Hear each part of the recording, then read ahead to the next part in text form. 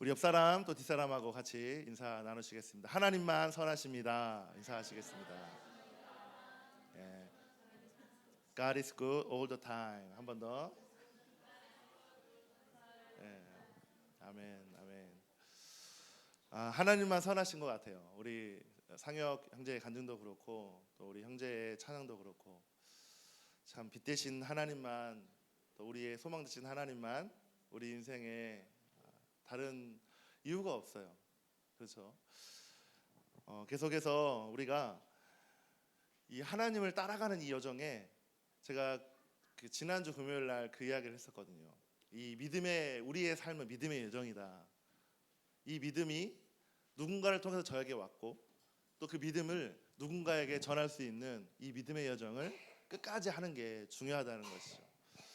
저와 여러분이 이 신앙생활 가운데 힘들고 또 아까 이야기했지만 막 아프신 분도 계시고 또 어려운 분도 있고 또 영적으로 또 침체된 분도 있을 수 있어요. 중요한 게 그게 아니라 하나님이 우리를 끝까지 품어주시고 기다려주시고 사랑해주신다는 거예요. 아멘. 그 하나님을 만나고 경험하는 오늘 예배가 되고 또 오늘 기대하는 하나님을 우리가 간절함으로 여러분 가운데 하나님의 사랑이 부어지는 시간들 되길 축복합니다. 아멘. 우리 말씀을 먼저 보도록 하겠습니다. 에베소서 계속 말씀을 보고 있습니다. 오늘은 에베소서 5장 3절부터 14절까지 말씀입니다. 제목은 빛의 자녀처럼 행하라. 이 말씀을 가지고 말씀을 보기를 원합니다. 먼저 말씀을 함께 읽도록 하겠습니다. 3절입니다. 시작. 음행이나 온갖 더러운 행위나 탐욕은 그 이름조차도 여러분의 입에 담지 마십시오. 그렇게 하는 것이 성도에게 합당합니다. 더러운 말과 어리석은 말과 상스러운 농담은 여러분에게 어울리지 않습니다. 오히려 여러분은 감사의 참말을 하십시오. 여러분은 이것을 확실히 알아두십시오. 음행하는 자나 행실이 더러운 자나 탐욕을 부린 자는 우상 숭배 자여서 그리스도와 하나님의 나라를 상속받을 몫이 없습니다. 여러분은 아무에게도 헛된 말로 속아 넘어가지 마십시오. 이런 일 때문에 하나님의 진리가 순종하지 않는 사람에게 내리는 것입니다. 그러므로 여러분이 전에는 어둠이었으나 지금은 주님 안에서 빛입니다. 빛의 자녀답게 사십시오. 집의 열매는 모든 선과 의와 진실에 있습니다. 주님께서 기뻐하신 일이 무엇인지 분별하십시오. 여러분은 열매 없는 어둠의 일에 끼어들지 말고 오히려 그것을 폭로하십시오. 그들이 몰래 하는 일들은 말하기조차 부끄러운 것입니다. 빛이 폭로하면 모든 것이 드러나게 됩니다. 드러나는 것은 다 빛입니다. 그러므로 잠자는 사람아 일어나라. 죽은 사람 가운데서 일어나라. 그리스도께서 너희를 환히 비춰주실 것이다 하는 말씀이 있습니다. 아멘. 아멘. 몇 년 전에 뉴욕의 한 도시에 정전이 일어난 일이 있었다고 합니다. 도시가 순간에 암흑이 되고 깜깜한 사건이 있었다고 합니다. 화려한 광고판과 찬란한 고층 빌딩의 그 불빛, 지하철역의 조명들이 다 꺼졌을 때 모든 사람들이 공포에 질려하는 그때가 있었어요. 그때 어느 한 건물 2층에 작은 촛불 하나가 그 건물을 밝히기 시작했습니다. 지나가는 사람들이 자연스럽게 그쪽 집을 쳐다보며 몰려오기 시작했어요. 여기 불이 있다. 여기 가니까 또 밝아지네 하면서 사람들이 수근수근 거렸다고 합니다. 그 집 앞에 낯선 사람들이 서로 손을 잡고 눈을 마주치며 그곳에서 몰려들어 이야기했습니다. 여러분, 우리의 인생에 살다 보면 늘 밝은 것만 있는 게 아니에요. 늘 좋은 일만 있는 게 아니에요. 그렇죠? 어려움과 고난이 올 수도 있고 힘듦이 올 수 있잖아요. 그런데 그 어둠 가운데 갑자기 그 빛이 우리 가운데, 우리 마음 가운데, 말씀이 우리 가운데 생명이 떨어지게 되면 어떻습니까? 내 안에 뭔가 하나님의 그 사랑이 부딪히는 순간 내 심령 가운데 따뜻한 마음이 들면서 모든 것이 다 녹아나는, 그러니까 그 불빛을 몰려두고 사람들이 3, 4, 5 모여서 야, 이렇게 불빛이 소중했구나 라고 사람들이 이야기를 했어요. 작은 빛 하나가 그 도시의 중심이 된 순간이었어요. 우리는 과거의 어둠 속에 있었던 존재들이었습니다. 그러나 이제는 주님 안에서 우리가 빛이다라고 말하고 있어요. 오늘 말씀의 주제가 빛의 자녀처럼 빛의 사람들과 같이 살라라는 것이죠. 이제는 우리 자신이 그 어둠에서 빛을 비추는 사람으로 우리는 살아야 한다는 것입니다. 사람들이 길을 찾게 만들 수 있는 게 뭐예요? 빛이 비출 때 어둠 가운데 어떻게 그 길을 찾아갈 수 있겠어요?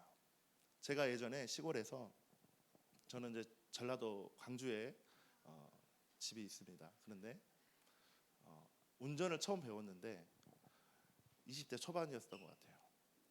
열심히 운전을 하다가 길을 잘못 들었어요.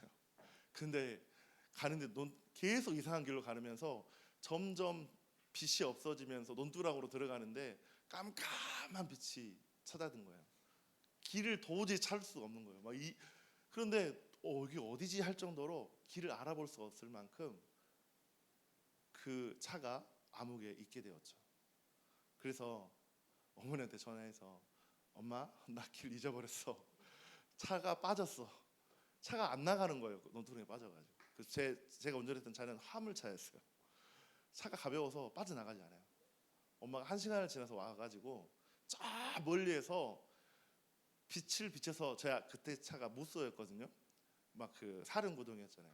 그 차를 끌고 어머니가 오셔가지고 그 차를 빼는데, 저 멀리에 다른 것보다 어머니가 나를 찾아서 저 멀리에서 그 무쏘 차를 끌고 오는 그 빛을 보니까 와, 살았다 이 생각이 드는 거예요. 진짜 너무 그 어둠 가운데 혼자 있는데 너무 무서웠거든요. 그걸 보면서, 그 빛을 보면서 와, 나는 살았다. 그래서 어머니가 저를 꺼내주면서 잔소리 좀 듣긴 했지만 진짜 그 소중함을 알았어요. 가족은 또 이런 거구나. 빛이 소중함이 이런 거구나. 도저히 길을 못 찾겠는데 그 빛을 보고 제가 나올 수 있었던 것처럼, 우리가 인생을 살다 보면 방황할 수 있습니다. 넘어질 수 있잖아요. 근데 넘어진 거는 모든 사람들이 다 넘어지는 과정을 거치는 거예요. 그 넘어짐은 좋은 겁니다. 그 넘어짐을 통해 많은 걸 배우고 깨닫게 되고 새로운 일들을 우리가 볼 수 있는 시야가 있다는 것이죠. 중요한 거는 그 빛이 우리에게 들어왔을 때, 어두운 가운데 빛이 들어왔을 때 우리가 길을 밝힐 수 있는 그 빛을 통해서 우리가 그 길을 갈 수 있다는 것이에요. 여러분, 어두운 가운데 혹시 있는 분 계십니까? 방황하고 내가 무엇을 할지 못하는 그 상황 가운데 있을 때가 있잖아요. 그럴 때 우리의 빛 대신 예수님, 우리의 빛 대신 그 말씀을 붙들고 우리 가운데 그 말씀이신 그분을 따라가는 여러분 되길 바랍니다. 제가 요즘에 산 공부를 하는데 말씀을 듣고 말씀을 가르치면서 막 사람들 가운데 그 말씀이 떨어졌을 때 막 하나님을 갈망하고 사랑하는 마음들이 느껴지니까, 그렇지, 말씀은 이런 거지. 말씀은 그 사람에게 소망을 주고, 말씀은 그 사람에게 생명을 주고, 말씀은 그 사람에게 무엇을 해야 될지 보이는 소중한, 정말 우리에게 빛과 같은 것이죠. 여러분, 빛의 자녀답게 산다는 것은요, 어떤 의미가 우리에게 있을까요? 그리고 제가 한 가지 확신하는 것은, 이 말씀을 듣고 결단하는 여러분 가운데 어둠 가운데, 어둠 속에 누군가에게 오늘 말씀을 통해 빛을 발견하는 한 분 한 분 되기를 축복합니다.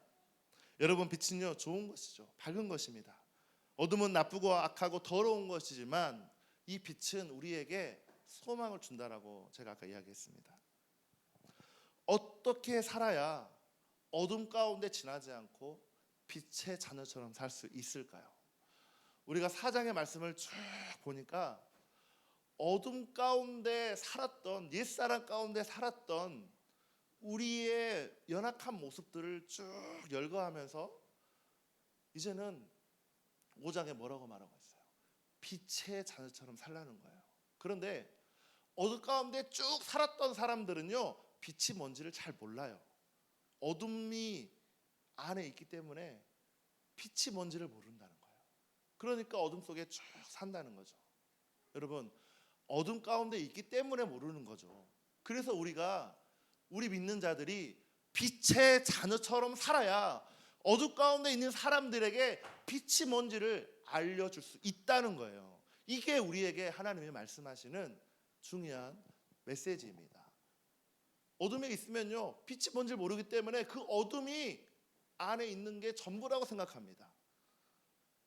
그런데 빛이 비추는 순간, 제가 27년 전에 예수님을 그렇게 만나는 순간 제 인생의 시야가 바뀌었어요. 저는 예수님을 알고 믿지 않았거든요. 어느 날 수련회 가운데 그냥 따라가서 기도하고, 기도가 뭔지도 몰랐지만 그 기도 보는 거 따라서 했는데 예수님을 알고 싶은 마음이 갑자기 들어오는 거예요. 예수님이 누굴까요? 예수님이 어떤 분이실까요? 그렇게 예수님을 찾기 시작했어요. 예수님을 알고 싶어요 라고 고백하는 순간 내 안에 빛이 들어오면서 성령님이 나에게 찾아오신 거예요. 그러면서 내 인생이 바뀌기 시작한 것입니다. 빛은 그런 거예요. 우리의 상황과 우리의 지식과 우리의 환경과 우리의 경험이 그 빛을 만나게 해주는 게 아니라 우리 안에 갈급함이 있을 때, 그분이 누구인지 알고자 하는 갈망함이 있는 자에게 성령님 우리 안에 찾아오셔서 우리에게 그 빛을 알려주신다는 것입니다. 사랑하는 여러분, 빛의 자녀로 살아가는 것, 우리의 힘이 아니라 그분의 은혜임을 믿는 저와 여러분 되기를 축복합니다. 아멘. 요한복음 11장 9절 10절 말씀을 함께 읽어보도록 하겠습니다.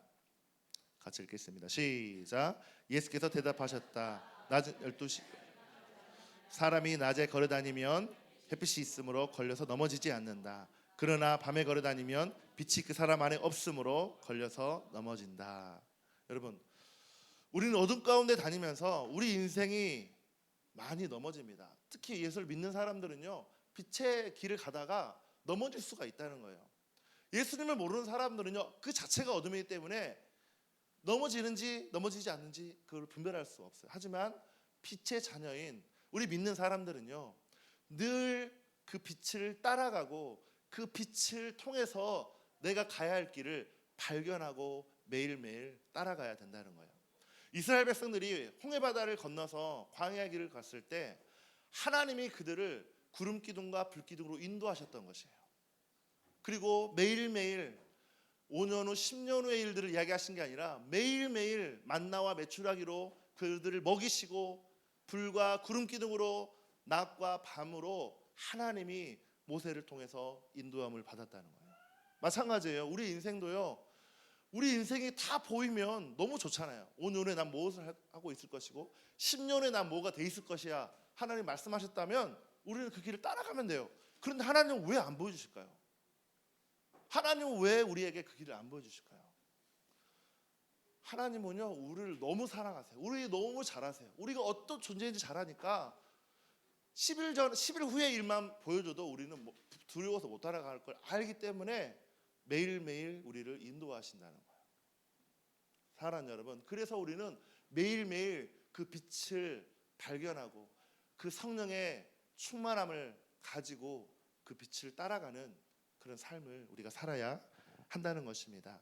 여기에 3절부터 7절까지는요, 뭐라고 말하냐면 첫 번째 크게 보면은 어둠의 일을 버리라는 거예요. 우리가 그 빛을 따라가려고 하는데 우리 안에 어둠이 있으면, 우리의 삶에 어둠이 있으면 그 빛을 보지 못한다는 것입니다. 3절에서 7절 말씀이 뭐입니까? 3절에서 7절 말씀이 음행이나 온갖 더러운 행위나 탐욕이나 이렇게 쭉 해서 7절까지 4장에서 말씀했던 그 이야기들이 7절에 다시 반복해서 좀 더 디테일하게 설명을 해요. 7절의 이 말씀, 3절에서 7절의 말씀을 통해서 빛의 자녀들은요, 어둠의 일을 빨리 버려야 한다는 거예요. 우리 가운데 내가 빛의 자녀라고 하는데, 내가 예수 믿는 자라고 하는데, 내가 신앙생활을 어렸을 때부터 모태 신앙을 했다고 하는데 왜 아직도 어둠 가운데 어둠을 묵상하는 삶을 사냐고요. 왜 그렇습니까? 그 어둠 가운데 있는 것은요, 우리에게 결코, 우리 교회를 세우는 데 결코 좋은 도움이 되지 않습니다. 오늘 아침에 우리 혜원 형제랑 교회의 멤버로 등반하는 부분들을 나누면서 교회에 대한 이야기를 했어요. 요한복음에 교회에 대한 이야기가 16장에 나오죠. 교회는 뭐냐면 어둠을 이길 수 있도록 세웠다라고 예수님이 베드로에게 이야기했어요. 교회의 존재 목적은요, 빛을 비추는 데 있어요. 말씀을 선포하는 데 있어요. 결국은 그 말씀을 누가 듣습니까?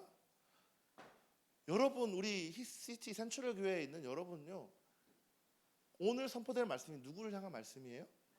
나를 향한 말씀이에요. 내 남편, 내 가족이 아니라 나에게 주시는 빛의 말씀, 생명의 말씀이라는 거예요. 여러분, 이 말씀을 듣지 않고 어떻게 하루를, 일주일을 살아갈 수 있겠어요? 이 말씀은요, 일주일간 여러분의 삶을 인도해 줄 생명의 말씀이라는 것이에요. 그래서 말씀을 들어야, 그 말씀을 내게 소화해야 그 말씀을 따라 삶을 살아낼 수 있다는 거예요. 그런데 그 말씀을 붙잡지 못하니까 어둠 가운데 거하는 거예요. 이 말씀이 어둠을 버리라는 거예요. 그 빛을 통해서 하나님이 나를 향한 계획을 따라 한 걸음 한 걸음 갈 수 있는데, 어둠이 내게 들어오니까 방향을 잃어버린 거예요. 내가 지금 뭐 했지? 내가 리더인데 내가 뭐 하고 있지? 그러면서 방황하고 어둠 가운데 묵상하고 침체된 삶을 살 수밖에 없다는 것이죠.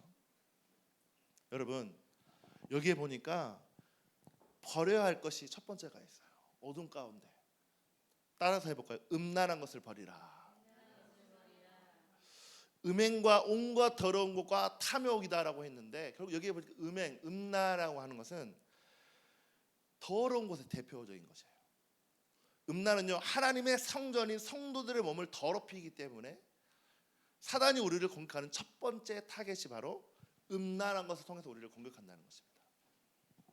많은 사람들의 간증을 듣고 소감을 들어보면요, 젊은 분들이나 나이 든 분 뭐 말할 것 없이 음란의 세력으로부터 자유한 사람이 별로 없어요. 이만큼 무차별적으로 사탄은요, 음란을 통해서 우리가 빛 가운데 가지 못하도록 어둠을 무기로 공격한다는 것입니다. 이 귀한 몸을 파괴하는 것은요, 다른 죄를 내 몸 밖에서 짓는 죄라고 성경은 말하고 있어요. 뭐 도덕적이고 강도질하고 나쁜 짓 하는 거, 이건 물론 죄입니다. 근데 음란은요, 우리 몸에 짓는 죄예요. 사랑하는 여러분, 우리가 알아야 될 거, 빛의 자녀로서 살아야 될 우리의 마음가짐 가운데 고린도전서 6장 13절은 뭐라고 말했는지 한번 봅시다. 같이 읽겠습니다. 시작. 음식은 배를 위한 것이고 배는 음식을 위한 것입니다. 그러나 하나님께서는 이것도 저것도 다 없애버리실 것입니다. 몸은 음행을 위하여 있는 것이 아니라 주님을 위하여 있는 것이며 주님은 몸을 위하여 계십니다. 여러분, 몸과 음행에 대한 것이 같이 이야기 나눈 이유는, 음행은요, 우리 몸의 죄를 짓는 거기 때문에 남아요. 여러분, 우리가 회개했잖아요. 회개했지만 죄의 결과는 남습니까, 안 남습니까? 남는 거예요. 내가 도둑질했지만 도둑질한 거에 대해 죄의 결과, 그 대가는 받아야 돼요, 안 받아야 돼요? 받아야 되는 거예요. 우리가 죄를 짓는 거 쭉 나오겠지만 결국 내 안에 그 열매가 있다는 거예요. 하지만 우리 몸은 죄를 위해 있는 몸이 아니라 누구를 위해 있다고요? 주님을 위해 있는 몸이라는 거예요. 우리 몸은 음란을 위해 있는 것이 아니라 오직 주님을 위해 있다라고 성경은 말하고 있어요. 즉, 하나님이 주신 그 몸을 하나님을 위해 드리는 것, 이게 우리가 음행을 이길 수 있는 방법이에요. 어둠을 이길 수 있는 방법이에요. 어떻게 드릴 수 있겠습니까? 어떻게 우리가 드릴 수 있겠냐는 거예요. 자기 몸을 하나님께 드려보는 것, 하나님께 헌신하고 주님을 기쁘게 해드리고자 우리가 몸을 하나님이 기뻐하는 일들 가운데, 우리가 예배 가운데, 교회 공동체를 세우는 가운데 우리가 드릴 수 있는 저와 여러분 되기를 축복합니다. 사단은요, 그 몸을 드리지 못하게 얼마나 우리를 속이는지 몰라요. 우리의 환경을 통해, 우리의 감정을 통해, 우리의 모든 상황을 통해 계속해서 하나님께 나아가지 못하게 만든다는 거예요.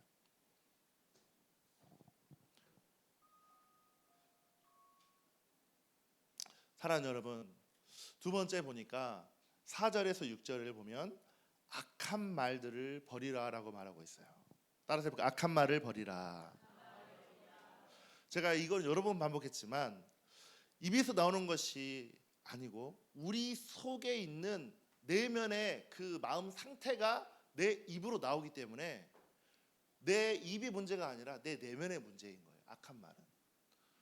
어떤 사람은 looks good, 나이스한 모습이지만 갑자기 위급한 상황이 왔을 때 막 욕을 해버린다거나 부부간까지 싸움을 하는데 막 으뜸문자를 쓴다거나 자식들에게 욕을 한다거나 이런 게 왜 그렇습니까? 그 마음의 상태가 이미 어둠에 잡혀 있다든지 하나님을 사랑하는 그 모습으로 살아가지 못한 부분의 연약함일 수 있다는 것이죠. 더러운 말을 버리는 거예요. 이게 뭐냐면 두 가지가 있어요. 사절에는 더러운 말을 버리라고 하고 있어요. 근데 누추한 어리석은 말, 희롱의 말 이런 것은 한마디로 더러운 말입니다. 정결한 말이 아니에요. 그래서 우리 입 가운데 나오는 그 말들을 버릴 수 있도록 우리가 마음을 계속 말씀으로 비추고 빛으로 비추는 여러분 되길 바랍니다. 잠언 6장 2절에 뭐라고 되어 있습니까? 내가 한 그 말이 내가 걸려들고 내가 한 그 말에 내가 잡힌다라고 되어 있어요.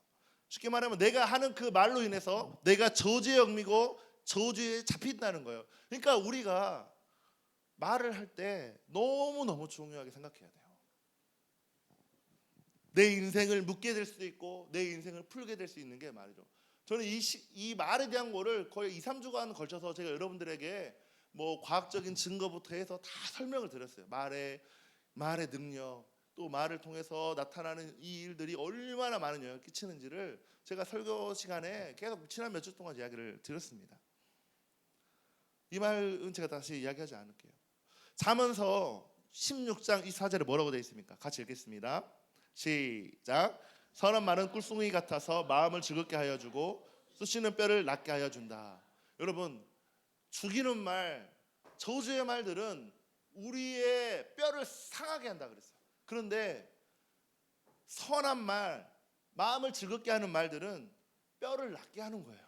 얼마나 큰 힘입니까? 여러분의 친구에게, 여러분의 가족에게, 여러분의 남편과 아내에게 왜 저주의 말을 그냥 아무 생각 없이 하냐는 거예요. 자식들에게 아무 생각 없이 저주의 말을 한다면 본인이 그게 저주인지 몰라요. 그냥 내 본성이 그러니까 나는 그렇게 한다는 거죠. 그게 아니라 생명이 말씀을 붙잡고 빛이신 예수님의 말씀을 할 수 있는 자가 영의 사람이고 하나님의 사람이고 하나님의 종인 줄 믿습니다. 아멘. 그래서 우리는 어떻게 해야 돼요? 4절에 보니까 감사하는 말을 하라라고 말하고 있어요. 따라서 할까요? 감사하는 말을 하라. 우리 옆 사람에게 당신이 내 옆에 있어 주셔서 감사합니다. 이 감사의 고백을 제발 한 달만 좀 해보세요. 한 달만. 막 우리 목장에서 우리 목자에게 또 목원들에게 또 우리 아이들에게 우리 시아 시온이 감사해. 아이고 사랑해. 감사해. 이 고백만 해도 아이들은 바로 느껴요. 본인을 사랑한다고. 그죠? 사랑한다고 느껴요. 마찬가지 우리가 감사의 고백을 여러분의 가족에게 친구에게 이걸 습관이 될 때까지 계속 생명의 말들을 전하는 여러분 되기를 축복합니다. 이 큰 두 번째 버려야 할 이 말 중에 6절 7절에 보면 헛된 말을 버리라라고 되어 있어요.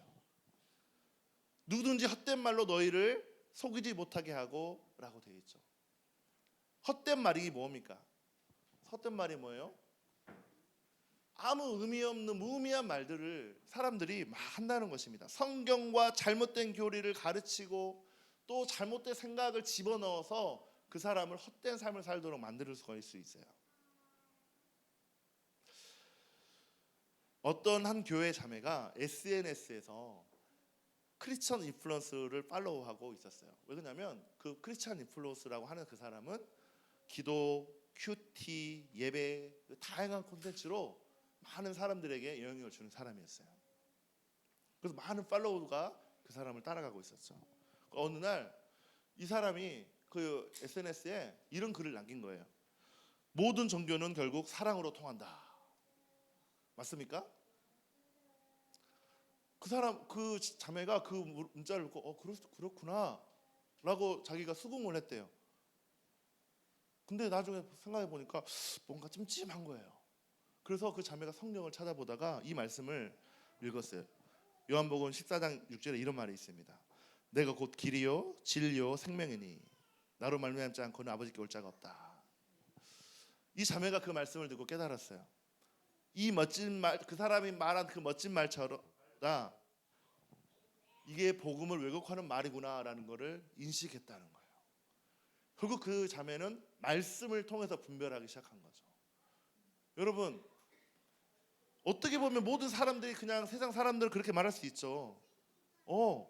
모든 종교는 결국 사랑으로 통한다. 좋은 말일 수 있는 거잖아요. 근데 우리가 말씀을 통해 보면 이거는 좋은 말이 아니라 우리를 미혹해 하는 말이에요. 헛된 말은요 종종 우리에게 달콤하게 느껴질 수 있어요. 달콤하게 들릴 수 있다는 거죠. 말씀이 아닌 기준은 반드시 우리 가운데 혼란을 가져옵니다. 우리는 말씀이 기준이 돼야 돼요. 아멘. 말씀이 기준이 되는 삶을 살아야 되는 거예요. 우리 옆 사람에게 한 번 더 인사합시다. 말씀의 기준에 되는 삶을 삽시다. 인사하시겠습니다. 우리는 아무리 누가 위대한 사람이 좋은 말, 막 이상 멋진 말을 한다 그래도 성경 말씀과 배제되는 어긋나는 반대되는 말을 한다라면 우리는 반드시 말씀을 통해 분별해야 됩니다. 아멘. 말씀이 우리 삶의 기준이 돼야 되는 거예요. 아멘. 말씀이 우리 삶의 기준이 되지 못하면 우리는요 마지막 때 미혹의 영을 받고 넘어질 수밖에 없어요. 이게 그건가? 저게 저건가? 혼란이 와요. 지금 한국의 신천지가 지금 엄청나잖아요. 언론이 때려도 더 많은 사람들이 몰려요. 외국인도. 여기 지금 시드니에도요. 깜짝 놀랐어요. 최근에 들었는데 신천지가 영어 교회, 외국인 교회를 지금 공략을 하고 있대요. 그죠? 그러니까 이게 무서운 거예요. 보면은 막 그 이야기를 목사님들 통해 들어보면 졸업하는 사람들이 한국인뿐만 아니라 외국인들이 어마어마하게 졸업을 한대요. 그 과정을 이수해서. 여러분, 왜 그 사람들은 다 배운 사람들이고 변호사고 의사고 판사고 세상에 학문을 가진 사람들인데 왜 그런 영에 넘어갈까요? 말씀의 기준으로 살지 않았다는 거예요. 감정과 경험, 자기 경험과 감정과 자기의 어떤 이성적인 판단을 믿고 살았기 때문에 그들이 무너진 것입니다. 그리고 영은요 미혹의 영이기 때문에 내가 지식이 있다고 넘어지지 않는 게 아니에요. 미혹의 영이 내게 들어오는 순간 영이기 때문에 분별할 수가 없게 됩니다. 우리가 유튜브에서 나는 신이다라는 그 다큐멘터리를 봤잖아요. 그 여자가 왜 거부를 못했겠어요? 영에 묶여 있는 거예요. 그러니까 이 사람이 메시아처럼 보이는 거예요. 그렇게 느껴지는 거예요. 그러니까 거부를 못하는 거예요. 왜요? 이미 영 안에 잡혀 있다는 거예요. 여러분, 우리는 어떻게 분별해야 돼요? 말씀을 가진 자로 분별해야 돼요. 이 어둠의 세상 가운데 말씀을 가진 자로 살아내지 못하면 우리는 넘어질 수, 저라고 안 넘어지겠어요? 넘어져요. 저도 매일매일 말씀을 붙잡고 큐티 말씀, 주일 말씀을 계속 들으며 저는요 제 말씀을 이걸 준비하면서 제가 은혜를 받아요. 제가 은혜를 받아야 그 은혜의 말씀을 여러분에게 전달할 수 있죠. 여러분, 말씀을 가진 자로 삽시다. 말씀이 우리에게 길이고 빛이라는 거예요. 빛의 자녀로 살아가는 여러분 되기를 축복합니다. 그러면 빛의 자녀라는 증거가 뭐예요? 여기 나와요. 세 가지가 나와 있죠. 빛의 자녀의 증거가 여기 뭐라고 나와 있어요? 세 가지가 나와 있어요. 뭐라고 나왔습니까?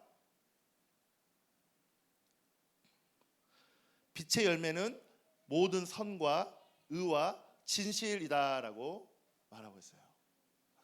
선함, 이게 뭡니까? 선함, 착함. 착하다는 거는요 세상적인 마음이 착하다는 차원을 넘어서 세상에는 사람 보기에 와, 이 사람 착하다, 오 좋네. 제가 중고등학교 때 별명이, 제가 안 믿겠지만 바른생활 사나이였어요. 안 믿겠죠? 왜 다들 안 믿으세요? 바른생활 사나이였어요. 진짜. 그래서 친구들이 야 진짜 너 착하게 산다. 제 군대에서 별명이 뭔지 아세요? 믿음의 조상 아브라함이었어요. 왜냐면 제가 왜 그랬냐면 제가 복음에 대해서 설명을 선임한테 일병이 하고 있었어요. 일병일 때 제가 군종병이었거든요. 하고 있는데 이제 믿음에 대한 설명을 믿음이 뭐야 물어봐요. 믿음의 설명을 했어요. 하면서 결국은 아브라함까지 올라간 거예요. 우리의 믿음의 조상은 아브라함입니다 하니까 이제 그때부터 제가 병장 달 때까지 저 선임들이 하는 말이 저 믿음의 조상 아브라함 간다. 믿음의 조상이 아브라함이 돼버린 거예요. 그러니까 사람들이 다 저를 인정해줘요. 막 그 군종병이었으니까 기도 잘 때도 기도해주고 보직이 바뀌었어요. 제가 병장 달고 보직이 교회 관리병으로 바꿔버렸어요. 저의 정체성을 분명히 하니까 어때요? 빛의 자녀로서 하나님 인정해 주는 거예요. 아멘. 어디 갔다 이리로 갔죠? 착함, 그렇죠? 여러분, 착하다는 기준이 뭔가 좋은 일을 하고 선한 일을 하고 누구에게 베푸는 게 착한 기준이 아니에요. 그러면 하나님이 말하는 착함의 기준이 뭘까요? 하나님이 하라는 것을 하고 하나님이 하지 말라고 하는 것을 하지 마는 게 착함의 기준이에요. 착함의 기준이 뭔가 누구에게 좋은 걸 베풀고 이거 좋은 거죠. 구제하고 좋은 겁니다. 근데 우리가 하나님의 말씀의 기준을 보면 착함의 기준은요, 하나님이 하라고 하는 것을 하는 게 착한 거예요. 하나님이 하지 말라고 하는 것을 하지 않는 게 착함의 기준이라는 것이에요. 사랑하는 여러분, 우리가 세상에서 착한 사람이 교회 안에서 좋은 일꾼이 된다는 보장이 없어요. 제가 중고등학교 때 바른 생활 사나이였지만 지금도 바른 생활 사나이냐?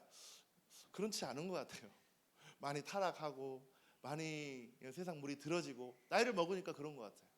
그런데 우리의 착함이 그런 사람들에게 잘 베풀고 선하게 대하는 게 착함이 아니라 우리의 착함의 기준은 오직 말씀이어야 됩니다. 하나님이 그러라 그러면 그러고 그러지 말라면 그러지 마는 것. 이게 우리 착함의 기준이 되는 여러분에게 축복합니다. 두 번째, 빛의 자녀의 증거의 열매는 의로움이에요. 의롭다는 것은 좀 광범위한 단어인데요. 한마디로 말하면 하나님과의 바른 관계에 있는 상태를 의롭다라고 말하는 거예요. 하나님과의 바른 관계에 있는 것. 여러분 말씀을 통해서 여러분을 바라보세요. 얼마나 말씀으로 서 있습니까? 얼마나 바른 삶을 말씀을 통해 살아가고 있습니까? 이게 의로움의 표적인 거예요. 교회 다니면서 이래저래 여러 가지 할 수 있죠. 여러분, 의라는 것은요, 세상 사람이 보기에는 옳은 이런 의가 아니라 하나님이 보시기에 옳은 것이 뭔가가 중요한 거예요. 기준이 뭔지를 정확하게 세워야 돼요. 우리 속에 늘 세상 사람과 관계보다 우선적으로 하나님이 인정하는 그런 착하고 충성된 삶이 우리의 삶 가운데 있어야 된다는 것이에요. 세상에 인정하는 그 김윤성이 아니라 하나님이 봤을 때 윤성아 너는 착하고 충성된 종이다 라고 인정받는 게 의로움이라는 거예요. 여러분의 친구를, 여러분의 가족들을 봤을 때, 믿음의 선배들, 여러분의 부모님을 봤을 때 그 기준이 우리 아빠는 왜 저렇지? 우리 아빠는 왜 저렇지가 아니라 말씀으로 하나님의 인도하심을 따라 살아가는 그 부모님을 보고 자녀들이 그대로 따라서 합니다. 그래서 우리 자녀들에게 물려줄 수 있는 건 다른 게 아니에요. 뭐 해라 한다고 애들이 그걸 배우는 게 아니라 삶을 살아내는 거예요. 말씀의 삶을 살아내고 기도의 삶을 살아낼 때 자녀들이 그걸 보고 배울 수 있다는 것이죠. 여러분, 우리의 삶 가운데 의로움은 하나님의 말씀 가운데 서 있는 것, 이게 의로움의 모습일 줄 믿습니다. 빛의 자녀의 세 번째 마지막은 진실한 열매가 있는 것이에요. 진실한 열매가 뭘까요? 말 그대로 거짓이 없는 거예요. 거짓이 없는 것. 깨끗한 것, 속이는 것이 없는, 부정적인 것이 없는 상태가 진실한 상태이잖아요. 여러분은 빛의 자녀라는데 우리 속에 거짓되고 감추는 것이 있다고 한다면 그 감추는 것 때문에 우리가 하나님 앞에 나아가지 못하는 거예요. 어제 생명의 삶을 하면서 회개란 단어를 이야기했어요. born again. 이 단어는 생소한 단어예요. 어떻게 사람이 태어났는데 다시 태어날 수 있냐는 거죠. 니고데모가 우리에게 좋은 예의잖아요. 결국 거기서 하는 예수님의 메시지는 뭡니까? 어머니 뱃속에 들어갔다 나오는 게 born again이 아니다. 뭐가 born again이라고 그랬어요? 예? 뭐가 born again이에요? 성령의 우리 안에 부어진 것, 성령이 우리 안에 임하는 것, 이게 born again인 거예요. 아무리 예수 믿어라, 말씀, 예수님은 이런 분이시다 저런 분이시다 아무리 이야기를 해도 성령이 우리 안에 부어지지 않고 성령이 우리 안에 임하지 않으면 우리가 born again 될 수 없다라고 말하고 있어요. 성령이 우리에게 인쳐져야 된다는 거예요. 여러분, 그분이 우리 안에 임하게 되면 진실한 그 열매가 우리에게 열리기 시작하는 것이에요. 사람이 나를 욕하고 누가 나를 뭐라 그래도 그분이 내 안에 임하는 순간 그분을 통해서 진실이 뭔지, 선한 열매가 뭔지 하나님께서 우리를 통해서 말씀해 주시는 삶을 살 수 있어요. 즉 하나님의 자녀처럼 떳떳하게 살 수 있다는 거예요. 그런데 성령이 우리 안에 부어지지 않으면 떳떳하지가 않아요. 늘 찜찜해요. 나 구원 받았나? 나 지금 왜 이러지? 내가 목사인데 왜 이러고 살지? 내가 리더인데 왜 이러고 살지? 라고 하면서 늘 그 딜레마 가운데 살 수밖에 없는 거예요. 성령의 충만함을 받고 우리가 진실됨으로, 거룩함으로, 믿음으로 살아가는 여러분 되기를 축복합니다.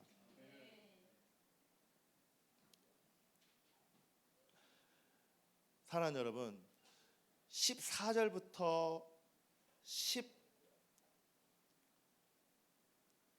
11절 14절까지 한번 우리 읽어볼까요? 11절부터 14절까지 이제 거의 다 왔습니다. 같이 읽겠습니다. 시작. 여러분은 열매 없는 어둠 일에 끼어들지 말고 오히려 그것을 폭로하십시오. 그들이 몰래 하는 일들을 말하기조차 부끄러울 것입니다. 빛이 폭로하면 모든 것이 드러나게 됩니다. 드러나는 것은 다 빛입니다. 그러므로 잠자는 사람아 일어나라. 죽은 사람 가운데서 일어나라. 그리스도께서 너희를 환히 비춰주실 것이다 하는 말씀입니다. 자, 여러분 여기에 있는 말씀에 보니까 뭘 하고 있어요? 어둠의 일을 책망하래요. 책망하래요. 폭로하라는 거야. 폭로하라는 거야.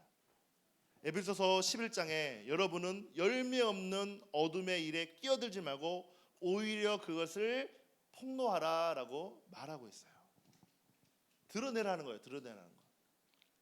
어느 한 교회에 한 청년이 교회에서 찬양 인도로 섬기고 있었어요. 그런데 이 청년이 찬양을 하고 저녁만 되면 음란물에 중독이 돼서 빠져 살아갔습니다. 처음엔 호기심에 스트레스를 푼다는 이유였지만 이내 삶이 그 리더 가운데 무너지기 시작했습니다.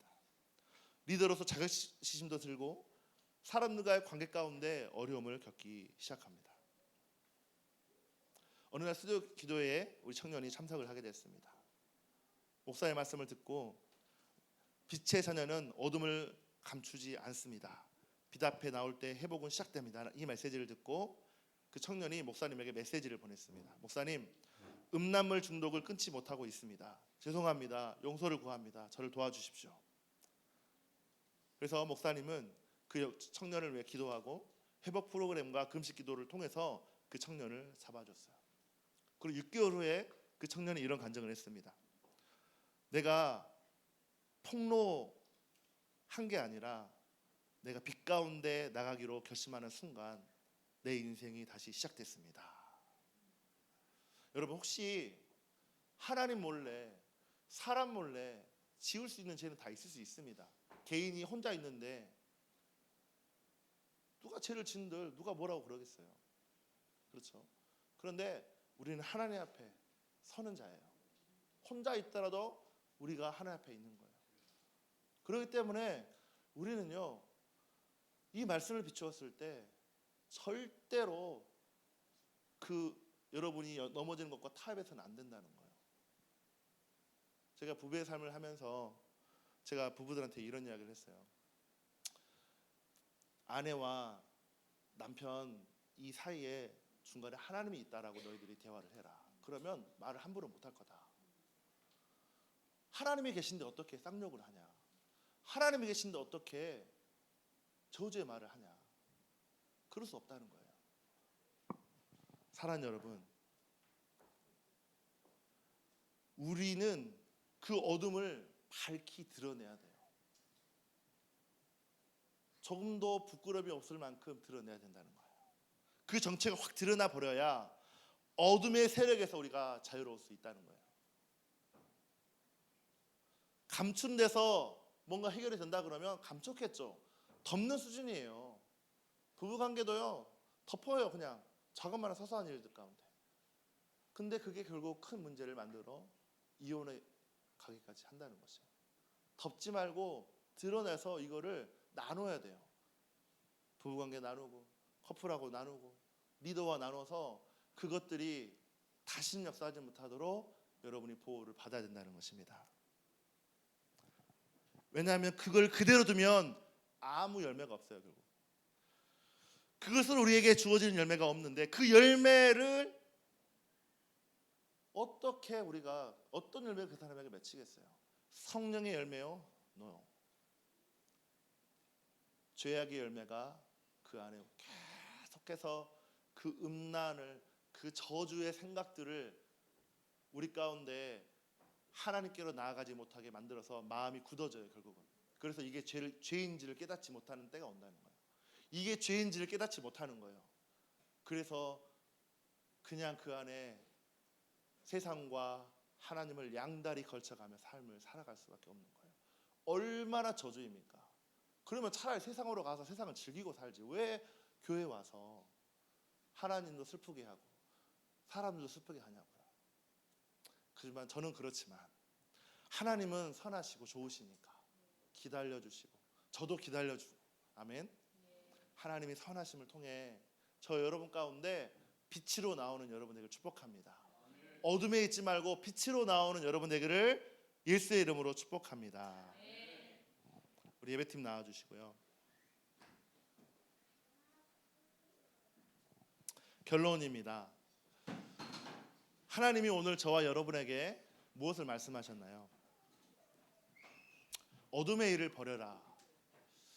음란한 악한 말, 헛된 말, 이 모든 것들, 어둠으로부터 오는 그 모든 통로들을 차단해라. 몸과 말, 생각까지도 하나님께 드릴 수 있는 그 이유가 뭐예요? 우리의 몸을 하나님이 기뻐하시는 거룩한 산제사로 드리라라고 성경에 말하고 있어요. 우리 몸을 드리는 거예요. 우리 몸을 드리지 못한다는 건 결국 우리가 음란의 영에 묶여 있는 거고, 어둠의 영에 묶여 있는 거예요. 두 번째, 빛의 자녀로서의 증거의 삶을 살라라고 성경은 말하고 있어요.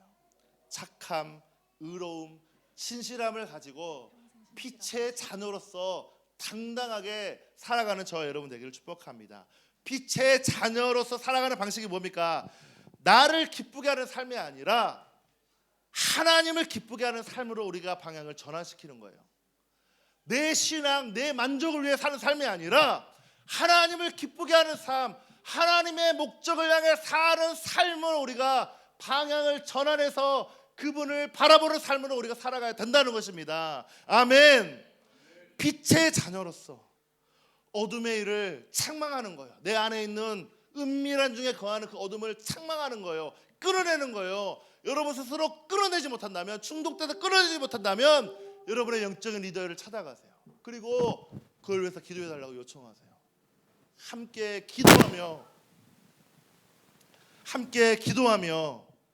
하나님이 주시는 믿음의 삶을, 하나님이 주시는 빛의 자녀로서의 삶을 살아가는 저 여러분에게 축복합니다. 이 시간 같이 우리 기도하겠습니다. 기도할 때 하나님, 빛의 자녀로서 삶을 살아가기를 원합니다. 빛의 자녀로서 이 땅 가운데 빛을 비추는 자로 살아가길 원합니다.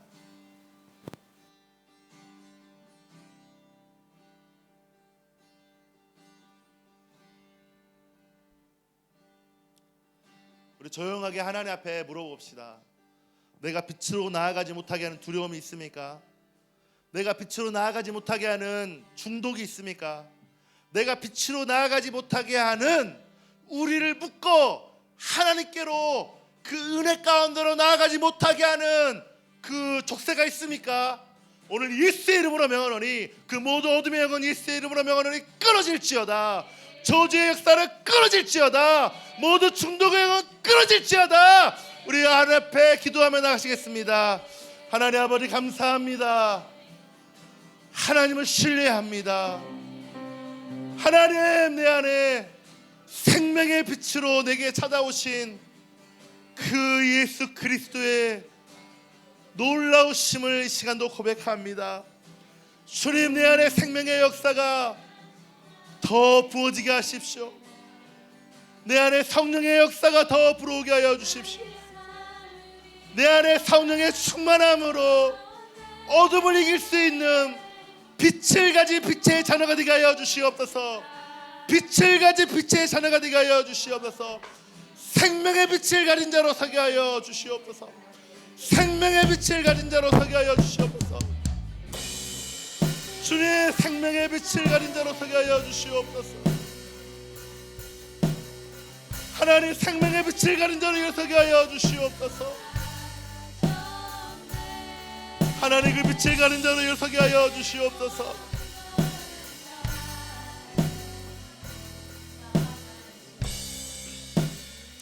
사랑하는 여러분, 우리의 기도는 하나님과의 대화입니다. 중언부언 하는 게 아니에요. 여러분, 저는 죽어있는 예배를 원치 않습니다. 중언부언하는 예배를 원치 않습니다. 우리의 고백이 정확해야 돼요. 하나님 아버지 앞에 우리의 고백이 하나님 앞에 정직해야 돼요. 진실돼야 돼요. 선해야 돼요. 근데 왜 가식을 가지고, 왜 여러분 그 무거운 짐을 가지고 하나님 앞에 나아가십니까? 하나님 앞에 정직함으로, 진실됨으로, 선한 마음을 가지고 고백해 보세요. 다시 한번 시간 기도할 때 진실되게 여러분의 마음을 담아서 기도하시길 바랍니다. 종교적인 색깔을 가지고, 종교적인 문화를 가지고 하는 게 아니라 내 마음을 다해서, 주여, 내가 죄인이었어요. 주여, 내가 하나님 앞에 가식한 사람이었습니다. 내가 하나님 앞에 거짓된 삶을 살았습니다. 주님, 나를 도와주세요. 이 죽음의 영에서 나를 끌어주세요. 이 중독의 영에서 나를 끌어주세요. 하나님 앞에 진실됨으로 그렇게 고백하며 나아가시겠습니다. 같이 기도합니다. 하나님 감사합니다. 진실됨으로 나아갑니다. 하나님 앞에 정직함으로 나아갑니다. 주님, 내 안에 선하신 주님의 이름이, 선하신 주님의 말씀이, 생명의 말씀이 나를 통하여 역사하게 하여 주십시오. 생명으로 역사하여 주십시오. 소망으로 역사하여 주십시오. 아버지의 말씀을 가진 자로 서주십시오. 생명을 가진 자로 서주십시오. 빛을 가진 자로 일으켜 주십시오. 빛의 자녀로서 살게 하여 주세요. 주여, 이들을 붙잡아 주시옵소서. 생명을 가진 자로 일으켜 주시옵소서. 아버지의 말씀을 가진 자로 일으켜 주십시오. 주여,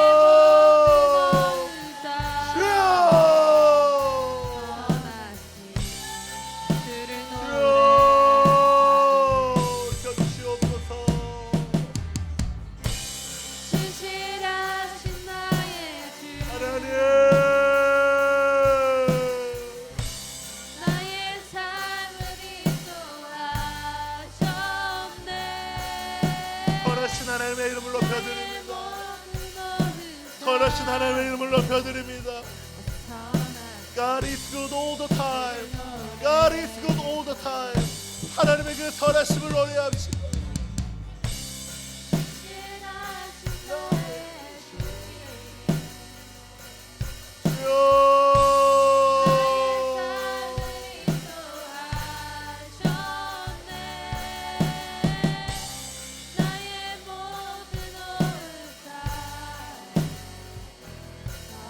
우리 하나님 앞에 찬양합시다. 신실하신 나의 주님,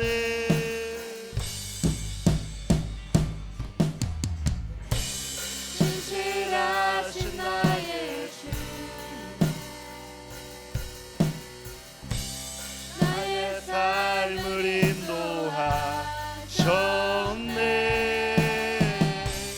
나의 모든 오후 땅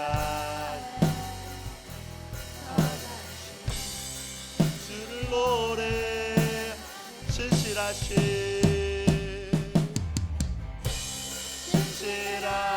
나의 주, 아멘. 나의 삶을 인도하셨네. 나의 모든 오후 땅 선하신.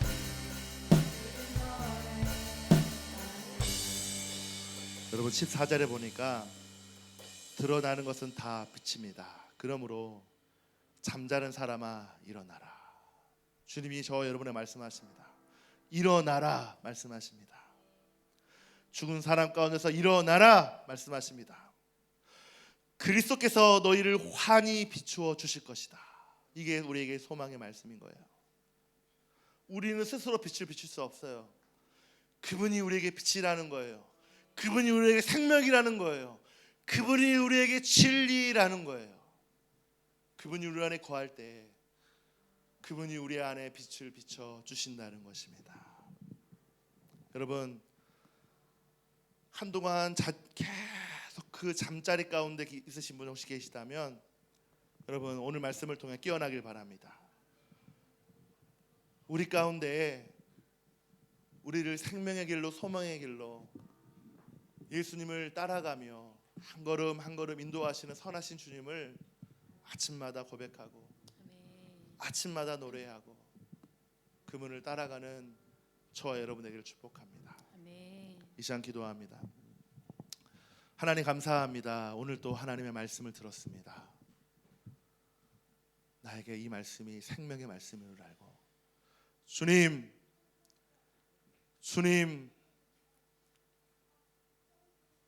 빛을 가진 자로 살기를 원합니다. 빛의 자녀로 살게 하여 주십시오.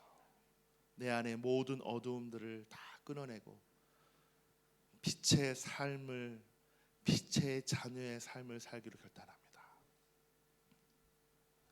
이제는 우리를 구원하신 예수 그리스도의 은혜와 극진하신 하나님의 사랑과 성령님의 감화 교통 이로 충만하심에 오늘 말씀을 듣고 하나님 예수 그리스도가 나에게 소망이고 빛임을 알게 하시고 깨닫게 하시니 감사합니다. 빛의 자녀로 살기로 결단합니다. 라고 타니만 여기에 있는 모든 성도들 위해 이제로부터 영원토록 함께 있을지어다.